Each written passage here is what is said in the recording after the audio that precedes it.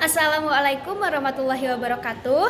Di sini saya akan menjelaskan tentang filsafat pendidikan Islam. Sebelum saya menjelaskan tentang filsafat pendidikan Islam, saya akan menjelaskan terlebih dahulu apa itu filsafat. Filsafat itu berasal dari bahasa Yunani, filosofia, yang berasal dari kata majemuk berupa philo yang bermakna cinta dan sophia yang bermakna kebijaksanaan. Kata filsafat dikenal falsafah oleh orang Arab dan filosofi dalam bahasa Inggris. Di sisi lain juga bisa dijabarkan pengertiannya seperti bijak dalam penggunaan akal budi, cerdas terhadap sesuatu permasalahan, dan pintar dalam segala hal. Jadi, arti filsafat itu adalah cinta kebijaksanaan. John Dewey berpendapat bahwa filsafat pendidikan adalah merupakan sesuatu studi untuk pembentukan kemampuan dasar bersifat fundamental, baik yang menyangkut intelektual atau disebut sebagai daya bakar maupun emosional. Selanjutnya, pendidikan adalah upaya mengembangkan potensi manusiawi setiap individu, baik itu potensi fisik, cipta, rasa maupun kersanya. Baik potensi itu menjadi nyata dan dapat berfungsi dalam perjalanan hidupnya. Selanjutnya, dasar pendidikan adalah cita-cita kemanusiawian universal. Pendidikan ini tuh bertujuan untuk menyiapkan pribadi dalam keseimbangan, kesatuan yang harmonis, serta dinamis. Selanjutnya, saya akan menjelaskan filsafat pendidikan. Apa itu filsafat pendidikan? Filsafat pendidikan adalah filsafat yang digunakan dalam studi mengenai masalah-masalah pendidikan. Jadi, kita mengkritisi sesuatu hanya seputar dunia pendidikan. Sesuai dengan pengertian filsafat sendiri, yaitu adalah cinta terhadap kebijaksanaan.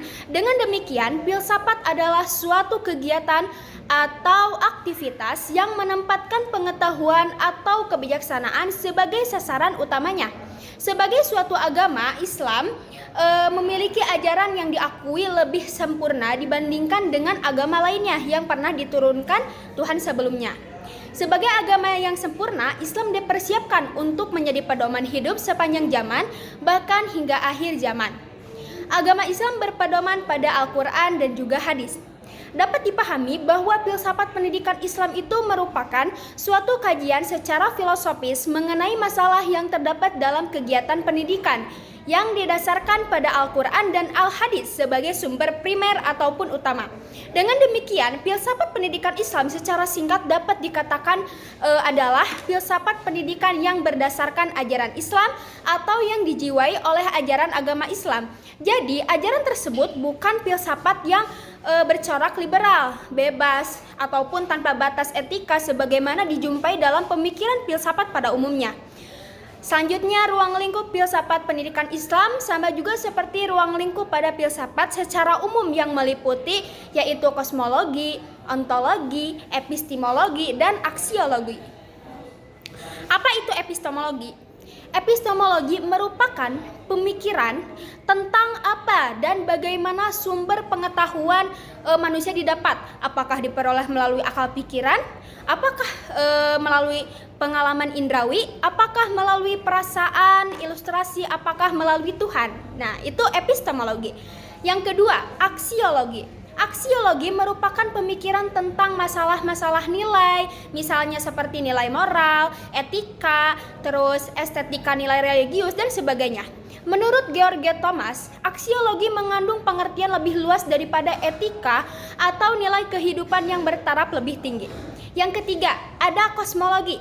Kosmologi itu merupakan pemikiran yang berhubungan dengan alam semesta, ruang, dan waktu, kenyataan hidup manusia sebagai ciptaan Tuhan, ataupun proses kejadian dan perkembangan hidup manusia di alam nyata. Yang keempat, ontologi. Ontologi itu merupakan pemikiran tentang asal alam semesta, bagaimana proses penciptaan alam semesta, dan kemana akhirnya. Pemikiran ontologi pada akhirnya akan menentukan bahwa ada sesuatu yang menciptakan alam semesta ini. Apakah pencipta itu bersifat kebendaan atau materi, atau bersifat kerohanian, imateri? Apakah ia banyak atau berbilang tunggal atau esa? Selanjutnya saya akan menjelaskan tujuan dari filsafat. Pendidikan Islam yaitu untuk mendekatkan hamba kepada penciptanya agar bisa lebih bertanggung jawab terhadap kewajibannya dengan cara mampu berkomunikasi berdasarkan agama dengan informatif, baik, dan logis dan juga benar. Menurut Ahmad Marimba, filsafat pendidikan Islam berfungsi sebagai pegangan pembelajaran untuk generasi yang berkepribadian muslim sehingga generasi atau angkatan tersebut mengembangkan usaha pendidikan dan melakukan pembenaran bahkan penyempurnaan metode filsafat ini sehingga membawa hasil yang lebih besar. Terus ada juga nih beberapa metode dalam filsafat pendidikan Islam, diantaranya satu, ada normatif. Fungsinya adanya metode ini yaitu untuk mencari nilai, aturan yang pastinya berkaitan dengan pendidikan Islam. Sehingga segala proses pembelajaran sesuai dengan aturan dan ketentuan dari Al-Quran. Selanjutnya yang kedua itu adalah analisa konsep dan analisa bahasa. Nah, dalam metode ini tuh saling interdependensi atau berhubungan karena analisa bahasa atau linguistik adalah media komunikasinya merupakan analisa yang mengenai istilah yang terdiri dari gagasan, ide, dan juga konsep yang berusaha menginterpretasikan terhadap arti dan makna suatu ide yang dimiliki. Yang ketiga, metode terpadu. Terpadu itu artinya memadukan unsur rasional empiris dengan unsur intuisi. Maksudnya, dalam masalah pendidikan Islam tidak hanya mengandalkan salah satu unsur, tetapi memadukan dua unsur tersebut untuk cara pencari kebenaran. Yang keempat, spekulasi dan kontemplasi. Kata spekulasi itu berasal dari bahasa Inggris.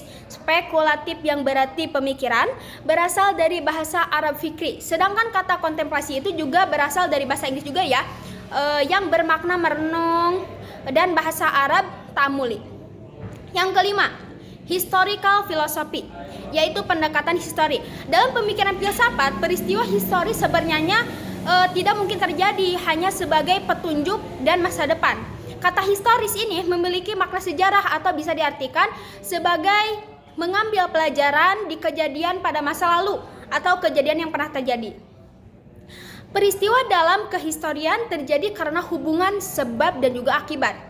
Yang keempat, metode pendidikan filsafat pendidikan Islam yang keenam itu adalah metode deduktif, merupakan penalaran suatu kebenaran yang bersifat umum terhadap kebenaran yang bersifat khusus. Mengapa filsafat menggunakan metode ini? Karena sifat dari filsafat yaitu rasional, logis, dan lebih banyak mengangkat kebenaran yang sifatnya umum. Metode ini sangatlah pas digunakan dalam ilmu filsafat. Hubungan antara filsafat dengan teori pendidikan itu ada hubungannya. Yang pertama, ilmu filsafat berfungsi mengarahkan teori pendidikan yang telah dikembangkan oleh ahlinya menurut pandangan yang mempunyai hubungan dengan kehidupan nyata. Artinya mengarahkan teori yang telah dikembangkan para ahli agar bisa terrealisasikan pada praktik pendidikan sesuai dengan kebutuhan yang sedang berkembang dalam masyarakat. Yang kedua, baik ilmu filsafat maupun filsafat pendidikan pasti bertujuan memberi petunjuk dalam mengembangkan teori pendidikan menjadi ilmu pendidikan. Praktek pendidikan yang dilandaskan pendidikan filsafat tertentu akan menghasilkan bentuk pendidikan tertentu pula. Yang ketiga, dalam analisa filsafat, ilmu filsafat adalah salah satu cara pendekatan oleh para ahli pendidikan dalam memecahkan masalah pendidikan dan menyusun teori pendidikan. Nah, mungkin itu saja terkait filsafat pendidikan Islam. Mohon maaf apabila ada kesalahan. Wassalamualaikum warahmatullahi wabarakatuh.